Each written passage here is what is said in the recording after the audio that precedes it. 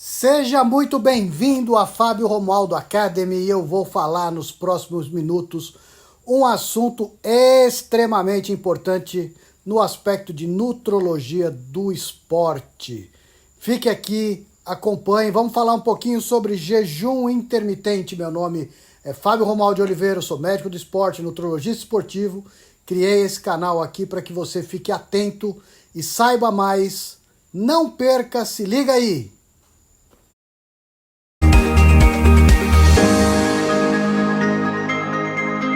Não há nenhuma dúvida que existem várias formas de emagrecimento. Cada atleta, cada paciente vai se beneficiar daquela que encaixar melhor no seu perfil. Não existe uma melhor do que a outra. Os estudos mais sérios mostram que num período longo de acompanhamento, o resultado é basicamente o mesmo com todos os tipos de dieta ou de planejamento alimentar.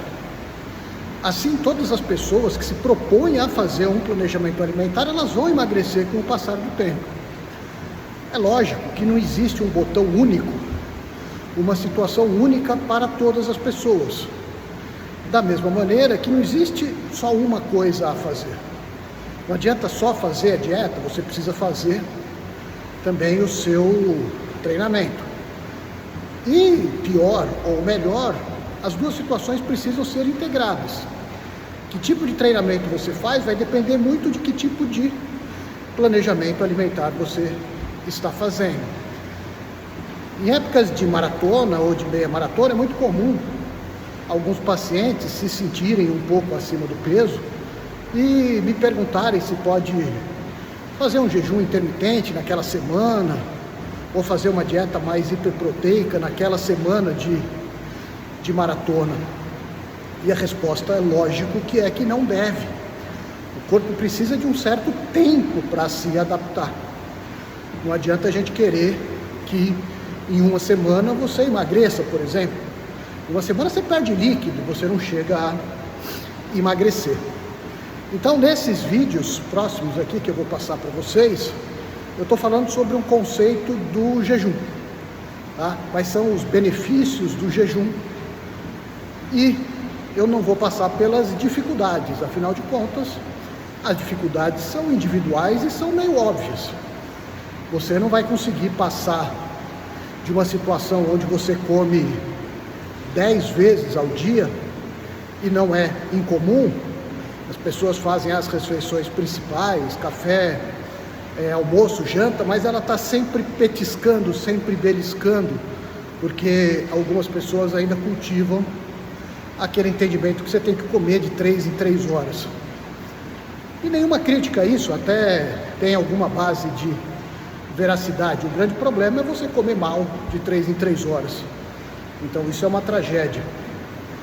Então é praticamente impossível você sair dessa situação onde você come de 3 em 3 horas para uma fase onde você fica 24 horas de jejum.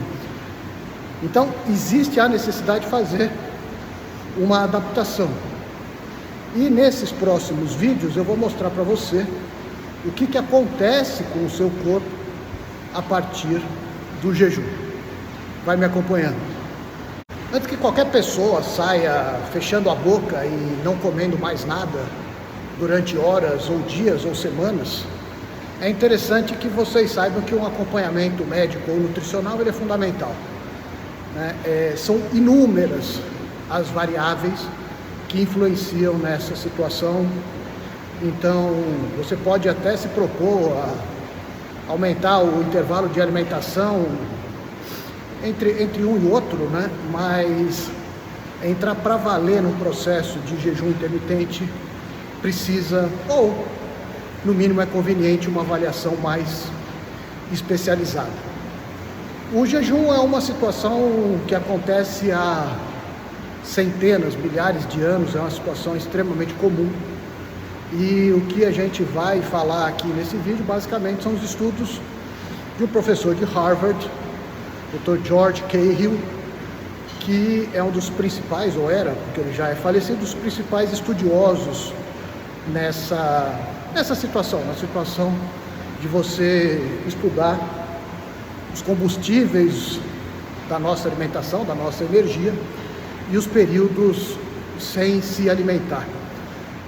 Ele definiu basicamente 5 períodos, 5 fases, e cada pessoa nesse acompanhamento deve entender até onde ela vai, ainda mais que essas fases são distintas por tempo.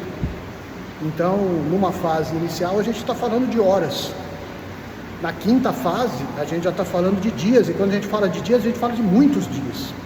Existem vários métodos de jejum onde as pessoas passam dias sem se alimentar e elas não sentem fome, porque por uma situação ainda não tão conhecida, a autofagia ela vai acontecendo, o corpo vai retirando a energia dele mesmo e a pessoa não fica necessariamente com fome, mas é um estágio que eu particularmente não aconselho, principalmente porque a gente está falando de pessoas que ficariam mais de um mês sem comer.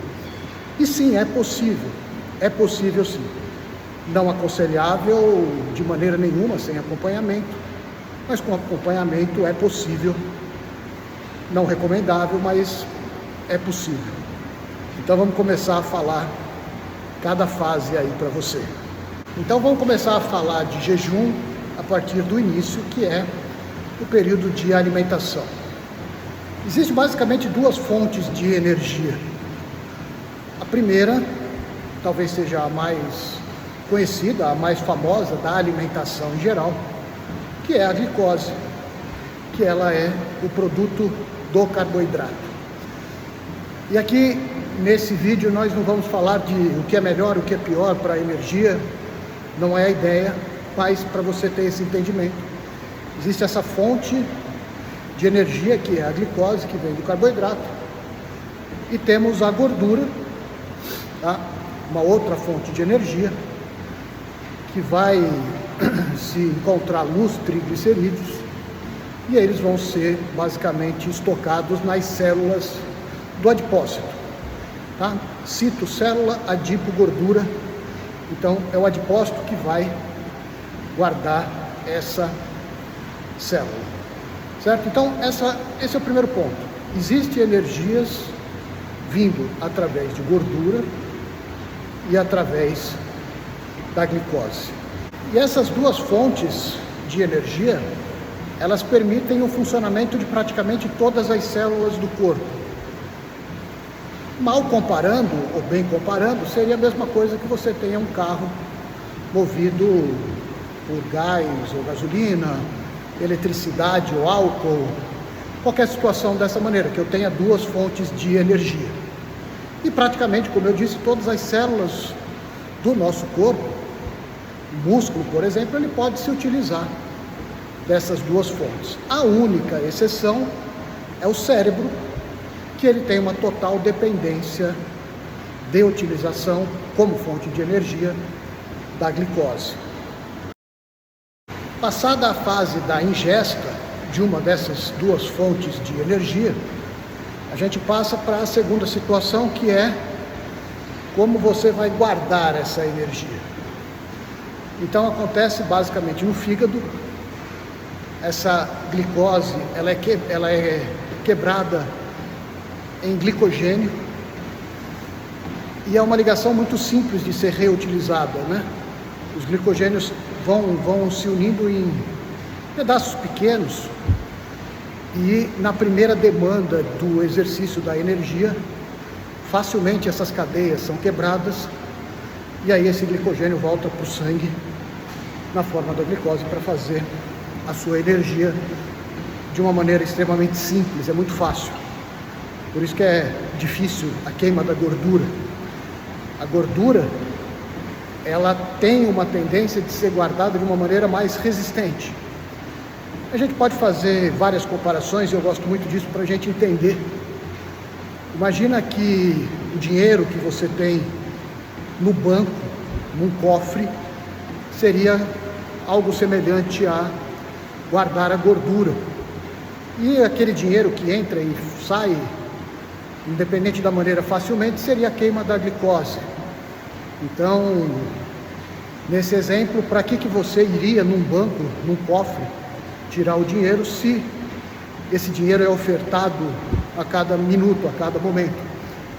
Então é muito fácil no dia a dia você queimar as moléculas que estavam guardadas no fígado em forma de glicogênio, e a gordura ela fica guardada para uma segunda fase, por isso é tão difícil emagrecer.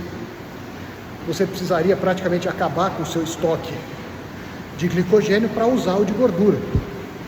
E se você ficar comendo direto a cada 3 horas ou a cada quantas horas sejam, você praticamente vai se utilizar do glicogênio o tempo inteiro e não teria nenhum motivo para ir no cofre e quebrar essa gordura, que vai ser quebrada em ácidos graxos, em triglicerol, para consumo. Vamos supor que você esteja muito tempo sem a glicose, né? Como eu falei anteriormente, o cérebro precisa de glicose. Então uma via desse triglicerídeo vai ser quebrado em glicose para alimentar o cérebro. Então a ideia agora é que você entenda que o corpo vai trabalhar sempre com a energia que é mais fácil dele achar. E a mais fácil é a glicose, tá? Gordura difícil, como se estivesse trancada no cofre. E o do dia a dia, aquele dinheiro do dia a dia, é a glicose. Entendendo isso, você vai começar a entender como o jejum pode te auxiliar. Então, na linha dos estágios explanados por Dr. Cahill, vou para a fase 1 agora. Então, imagine a sua dieta, tipicamente normal, entre aspas, com o perdão do normal, mas aquela dieta onde você consome carboidrato, proteína, gordura, e eu também não estou falando da quantidade de cada um. Uma alimentação convencional, com todas essas fontes de alimentos, né? Fonte de energia. O que vai acontecer automaticamente num período dessa fase 1 do Dr. Cahill, entre 0, no momento inicial, e as primeiras 4 horas? Basicamente, tudo isso vai ser convertido para glicose. Essa é a primeira fase. Eu vou ter altos níveis de glicose no meu sangue, reflexo da alimentação. Comeu, o pico de glicose ele aumenta. Quanto mais carboidrato você come, mais ocorre esse pico. Quando você vai para dietas tipo low carbs, very low carbs, low carb high fat, cetogênica, esse evento é diminuído. Mas, para o que a gente está comentando aqui, a gente está numa fase 1 e vamos considerar que esse alimento ingerido vai fazer com que os níveis da sua glicemia aumentem bastante. Uma vez você alimentado, na sequência dessa primeira fase, nós temos que considerar que existem basicamente 2 boias de caixa d'água, não sei se vocês conseguem entender, que são moléculas que vão mostrar que você está cheio, vamos dizer assim. Então esses 2 marcadores, basicamente, é a insulina. Você vai ter um pico de insulina, ela vai subir na medida que a glicose está subindo, e uma outra molécula chamada mTOR. Então são 2 marcadores que vão dar a situação de que o corpo precisa guardar, uma vez que ele já foi alimentado. Então, só recapitulando, ele vai ser guardado ou no fígado ou nas células, nos adipócitos, nas células de gordura, cada um na sua caixinha, tá? A partir do momento que você está alimentado, esses 2 marcadores, insulina e mTOR, sobem e começam o processo de armazenamento, seja no fígado em forma de glicose para glicogênio, ou seja na célula do adipócito, para a gordura, né? Que é o que ninguém quer.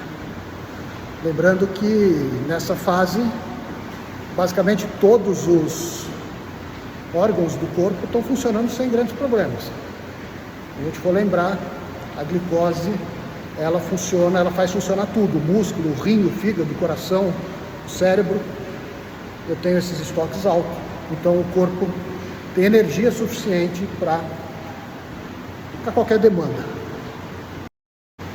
Eu vou passar agora para a fase 2, que seria uma fase que vai variar a partir dessas 4 horas sem alimento até 16 horas em média.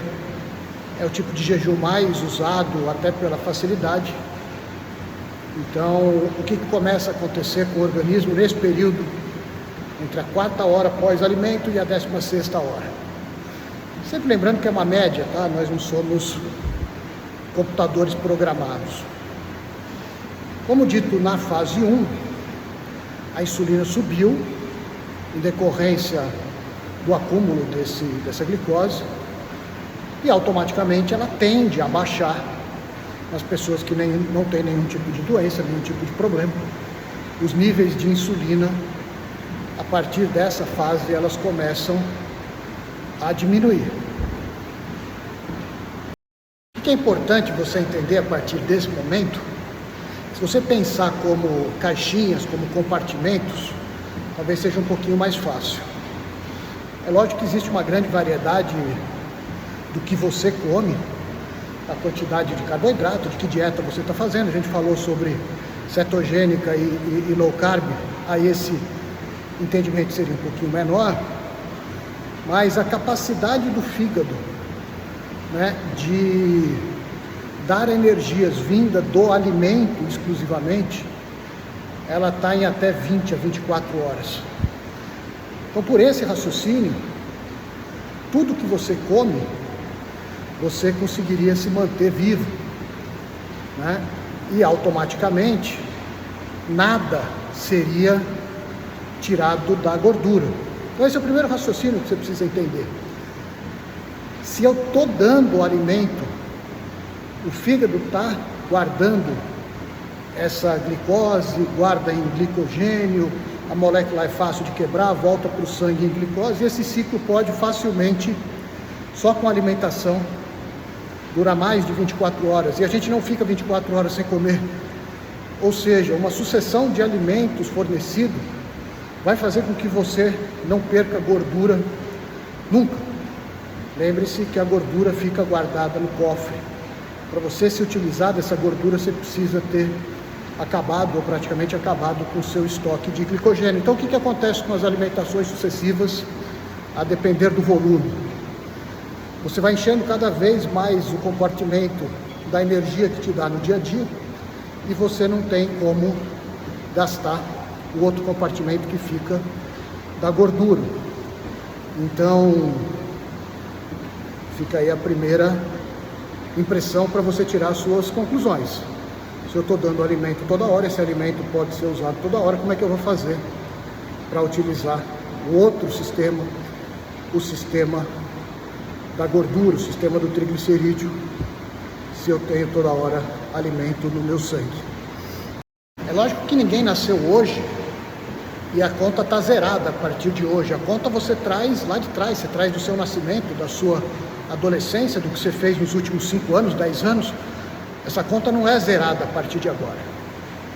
Então as pessoas já têm níveis de insulina baseado na sua genética, baseado na sua situação, mas também baseado no que você se alimenta. Qual que é o grande problema dos altos índices de insulina? É que elas estão intimamente ligadas com vários tipos de doenças. Então, a pressão alta, câncer, diabetes, Alzheimer, entre outras, elas têm uma mediação direta de altos níveis de insulina. É lógico que se você baixar essa insulina, isso não vai desaparecer do dia para a noite, mas aqui ninguém está falando nada do dia para a noite. Também é notado que todos os controles dessas doenças, elas tendem a melhorar quando os níveis de insulina diminuem. Então é um excelente método de tratamento. É lógico que o seu médico vai avaliar, vai saber se você precisa mudar alguma coisa, entrar com uma medicação, mas quem não conhece o caso de alguém que foi no médico E o médico optou por não entrar com remédio ainda e propôs uma mudança no padrão alimentar. É basicamente disso que a gente está falando. Lógico, os casos mais graves, além de precisar de uma melhora no seu padrão alimentar, o uso de medicamento termina sendo necessário para que você melhore essas doenças que a gente comentou agora há pouco. Um outro efeito da queda da insulina seria uma situação onde você vai desinchar, vamos dizer assim. Por que isso acontece?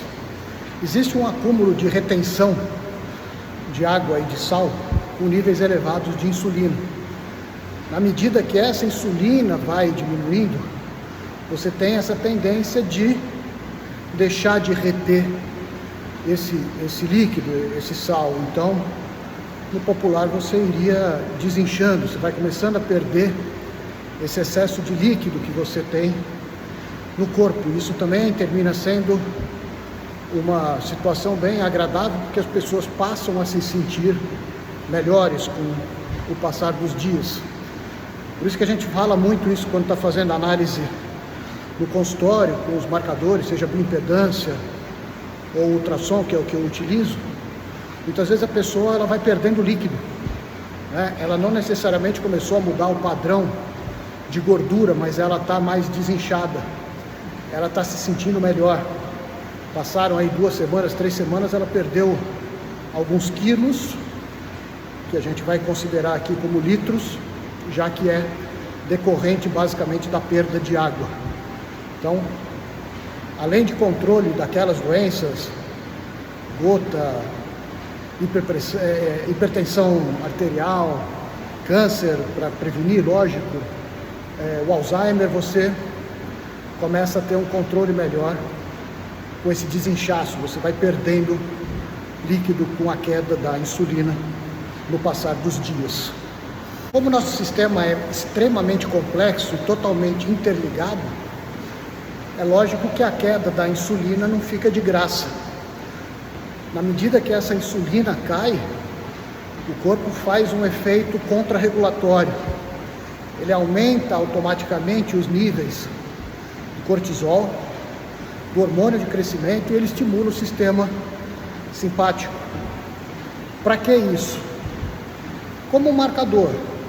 Então, qualquer resposta em cima disso é como se fosse ligado um botão que faz com que seja potencializado o uso dessa energia que está lá dentro do fígado, ou, como a gente falou, da célula do adipócito, mas principalmente você potencializar o uso do que está guardado lá em forma de glicogênio. Ele vai estimular a quebra desse glicogênio, devolver a glicose para o sangue, para que você consiga promover aí a energia necessária. Então, são eventos contrarregulatórios. Isso é importante você entender também, principalmente quando nós fazemos todas as aferições laboratoriais. É por isso que o médico precisa estar junto. Eu preciso saber lá no começo como é que está a sua glicose, como é que está a sua insulina, como é que está o seu cortisol, como estão os seus hormônios, para que isso seja feito de uma maneira bem regulada, bem controlada pelo médico. E é isso que a gente faz lá no consultório também. Vamos seguir a partir de agora, e eu vou deixar a ressalva que a partir dessas fases, você em nenhuma hipótese faça sem acompanhamento médico, porque a gente vai falar o que acontece no corpo a partir de 16 horas sem alimento. Eu disse anteriormente que você precisaria praticamente acabar com o estoque de glicose do fígado para começar, ou para potencializar, a queima de gordura pelo adipócito. Mas aqui vai uma má, entre aspas, boa notícia, que existe uma fase intermediária, que é a fase da gliconeogênese. O corpo vai ter sempre a tendência de proteger aquela gordura que você quer eliminar. É a grande contradição, né? O organismo quer guardar aquilo e você quer eliminar. Ele quer guardar por quê? Porque caso falte alimento. Isso é uma situação fisiológica. Então o que que acontece? Nessa fase, a partir de 16 horas em média, a glicose que vem do carboidrato, a gliconeogênese que vem do carboidrato, que vem da glicose, ele já começa a diminuir. São 16 horas que você não se alimenta. Então o organismo lança a mão de uma situação onde a proteína que você ingeriu vai virar glicose. Então precisa tomar muito cuidado com dietas extremamente hiperproteicas, porque em alguma fase você vai fazer essa proteína virar glicose do mesmo jeito, tá? Já é uma fase um pouco mais complexa, mas aqui é para você sentir as fases, as evoluções do nosso organismo sem alimento.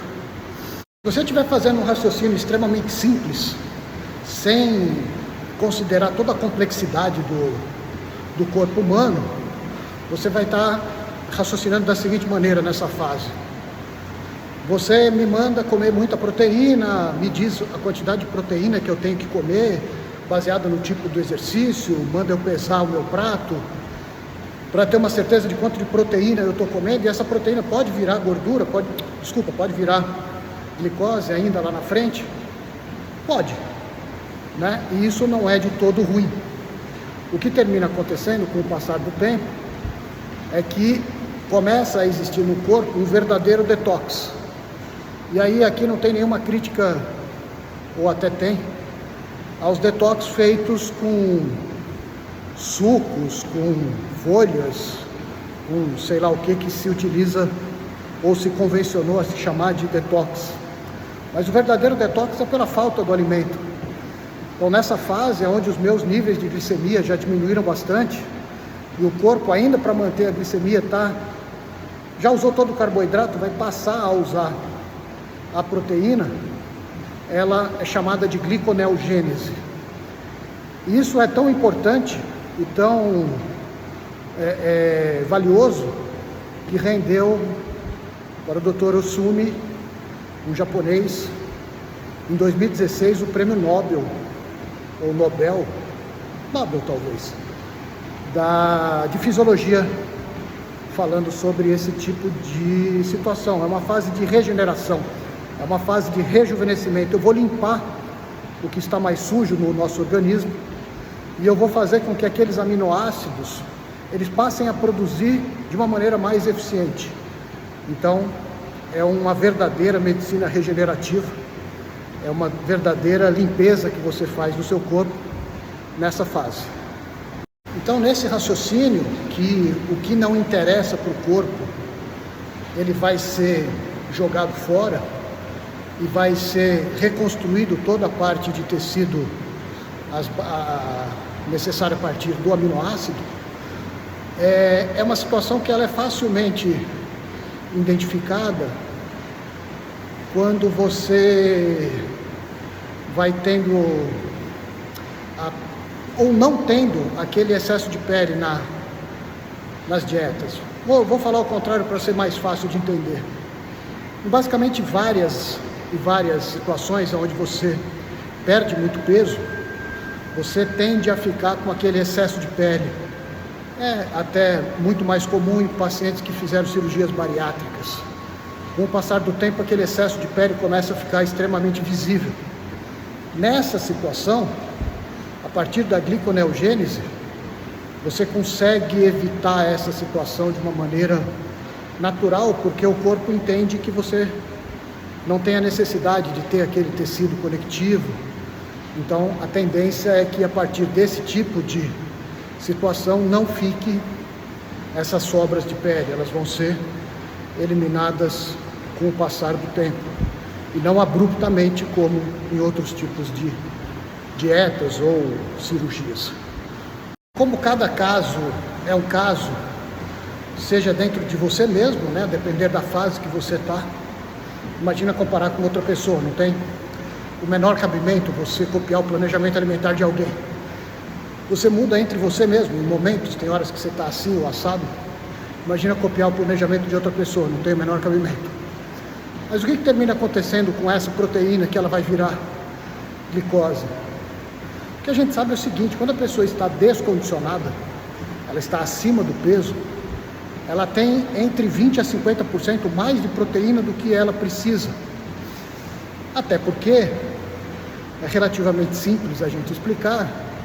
A necessidade da proteína, ela está lá na massa muscular para você treinar num alto nível de intensidade. O conceito que eu utilizo é sempre a maior intensidade possível. E se nós formos comparar ou considerar um indivíduo acima do peso, a chance dele fazer um treino de alta intensidade por muito tempo, ela é praticamente nula. É lógico que as adaptações precisam ser feitas, de repente subir 10 degraus já seja um treino de alta intensidade para esse tipo de pessoa, mas com um curto tempo de período. Então essa proteína não vai fazer falta. E quem regula isso, a gente falou que quem regula lá atrás, mas a gente vai repetir agora, é o mTOR. O mTOR é uma molécula que vai estar atenta a tudo isso que está acontecendo. E ela é extremamente sensível ao aminoácido. Então a gente precisa tomar muito cuidado com a alimentação. Não se rouba, entre aspas, na dieta. Então quando se fala em, eu vou comer só uma coisinha, você já vai ativar esse sistema. Então o jejum é jejum, água, chás, café, para que essa regulação ela consiga ser feita com a maior qualidade possível e se faça o que a gente chama de autofagia. É como se o seu corpo estivesse consumindo, é o que acontece, o seu corpo começa a consumir o que você tem guardado. Então essa fase é completamente diferente da primeira. Na primeira fase, tudo que você se alimenta vai virar glicose e vai para o corpo inteiro. E a gordura ela vai estar 100% trancada naquele cofre que eu mencionei. Nessa fase é o contrário. O corpo já não encontra mais a glicose. O corpo já está se aproveitando até da proteína que tem. E a partir dessa fase começa esse processo de autofagia. O organismo vai se autodestruir para consumir ou para virar energia. Pois bem, na nossa sequência de fases sem o alimento, de jejum, eu passo a falar na quarta fase, a partir basicamente de 2 dias. Insisto, isso só deve ser feito com acompanhamento médico, se é que existe tal necessidade. Mas o que começa a acontecer? Vamos lembrar, nós já estamos há 2 dias sem alimentos, os nossos níveis de glicemia diminuíram bastante, eu já não tenho glicose circulante de uma maneira tão efetiva, eu já comecei a utilizar a proteína para fazer esse papel, e nessa fase eu vou começar a me utilizar basicamente do mecanismo de gordura. Então, essa gordura é levada para o fígado, ela é quebrada, e se você for lembrar aqui atrás um pouquinho, eu falei que o cérebro ele precisa exclusivamente da glicemia para o seu papel. E aí quem começa a fazer essa situação é a cetose, tá? Então os corpos cetônicos fazem esse papel de ir para o cérebro. Isso é tão importante, esse mecanismo, que muitas vezes ele é até base de tratamento de epilepsia. Então o uso da cetose nessa situação ele pode melhorar o tratamento de pacientes com essa alteração, a epilepsia. Só que se a gente for tirar isso, basicamente, existe uma situação onde teria uma melhora da performance do cérebro com o uso dos corpos cetônicos. Você teria uma motivação maior, você teria uma melhora na sua concentração, nos padrões de performance. Então, na sequência, essa situação poderia até dar sinais de melhora no desempenho. Finalmente entramos no último estágio, o estágio 5, onde a pessoa não se alimenta há pelo menos uma semana. Isso começaria a acontecer a partir do 7º dia, e aí ele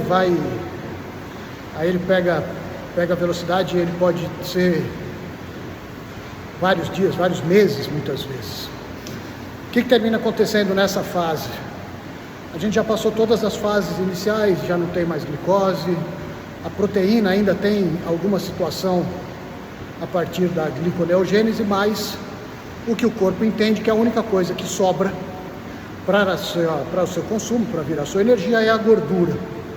Então, nesse raciocínio, você precisa se adaptar durante muito tempo para que o organismo passe a queimar essa gordura de uma maneira mais natural. Senão, teria que esperar pelo menos 7 dias para que a gordura seja queimada efetivamente como forma de energia.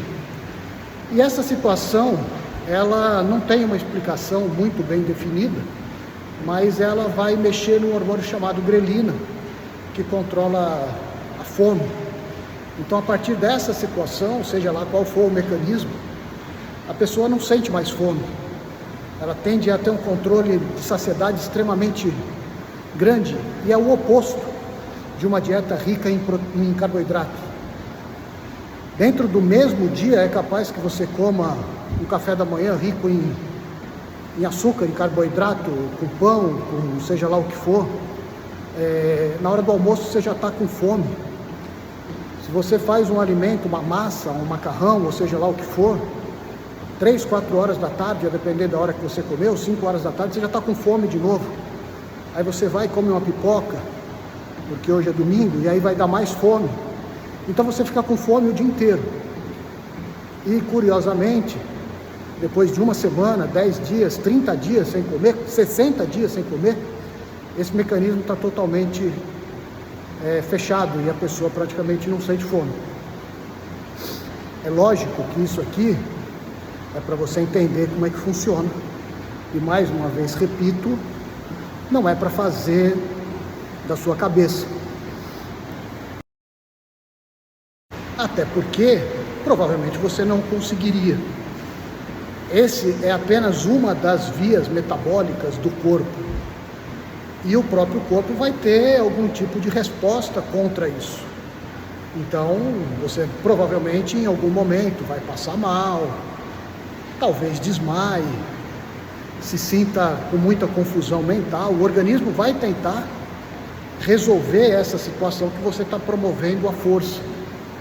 Esses estágios, eles têm que acontecer naturalmente, respeitando cada fase. Então, depois de uma semana, fazendo jejum de 12 horas, talvez, você começa a evoluir para ficar na outra semana, 14.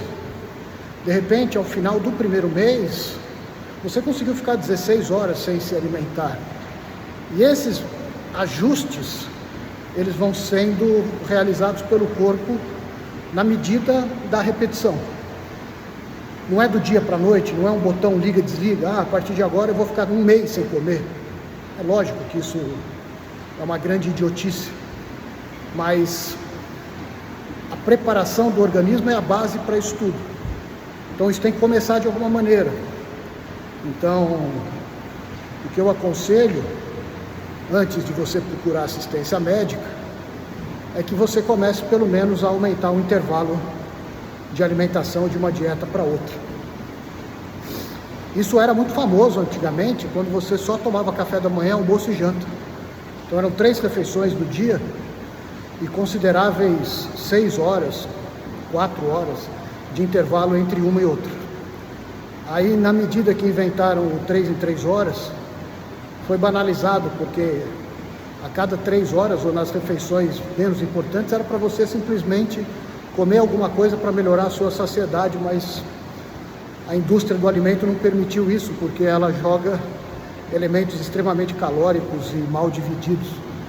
Então, quando o médico ou o nutricionista pede para você comer 5, 6 castanhas, que daria lá umas 15 gramas, você enche 2 mãos para isso. Quando inventaram a barra de proteína, barra de carboidrato, né? As barrinhas mais comuns, você se entupia, comia 2, e esse é um grande problema. Então, como fase 1, aumente o tempo de intervalo nas suas refeições.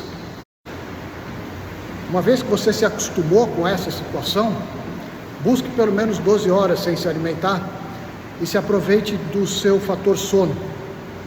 Conte lá quantas horas você dorme, 6, 8, 12 talvez, e fique sem se alimentar, né?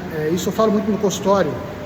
Eventualmente, você ficou 12 horas por qualquer motivo aí sem se alimentar, ninguém morre por causa disso. A gente está falando de pessoas que precisam se alimentar por meses, imagina por horas. Então se aproveite numa fase inicial para configurar essas 12 horas de jejum. Então, 2 horas para a noite, 2 horas para amanhã, agende isso, se organize isso na sua agenda. Então, sei lá, se você quer tomar um café da manhã 7 horas da manhã, se organize para jantar 7 horas da noite. Se você é uma pessoa que eventualmente pode abrir mão do café da manhã, leve a sua janta para mais tarde, 11 horas, meia-noite, 10 horas, não sei, não interessa, se é o de menos. Mas fique pelo menos 12 horas sem se alimentar. E vá acostumando com essa situação. Passe uma semana, passe 10 dias, as coisas não vêm de uma hora para outra. A segunda fase, às vezes, é um pouquinho mais fácil, até por causa da nossa rotina. É muito mais fácil você tomar, ou você jantar por volta de 7, 8 horas da noite e pular o café da manhã e só almoçar. Isso aí já vai dar 14, 16 horas. Só que para isso você tem que estar acostumado, tá bom? Então, vai fazendo aos poucos que vai dar certo naturalmente. Lógico, se essa for uma das suas escolhas. E para finalizar,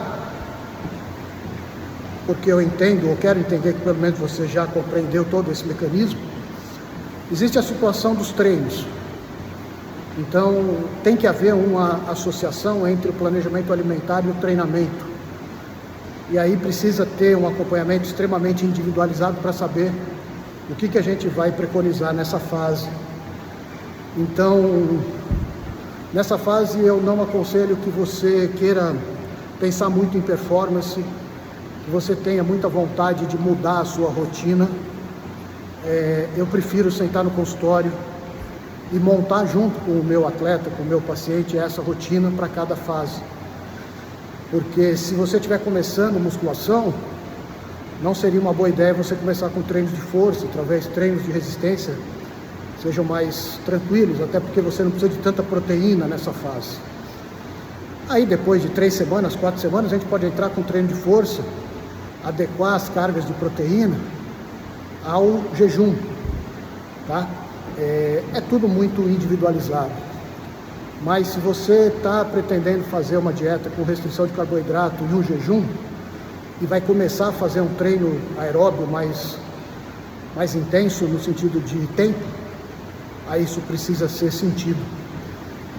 Então, para resumir a história e finalizar, a gente precisa saber todo o seu padrão laboratorial, exames de sangue, controle de fígado, que a gente falou bastante aqui, rim por causa da excreção, cardiovascular, colesterol, entender como é que funciona, através de exames cardíacos, o ergospirométrico, a sua função aeróbia, e passar para você qual tipo de planejamento alimentar, nas janelas alimentares você vai querer fazer, até porque não adianta você ficar 14 horas, 16 horas de jejum e na janela de alimentação se entupir de bobagem. Então eu espero que você tenha gostado dessas dicas, dessa sequência. Todo respeito ao Dr. Jason Fung, ao Dr. Cahill, descrito aqui como referências na elaboração desses vídeos. Um abraço.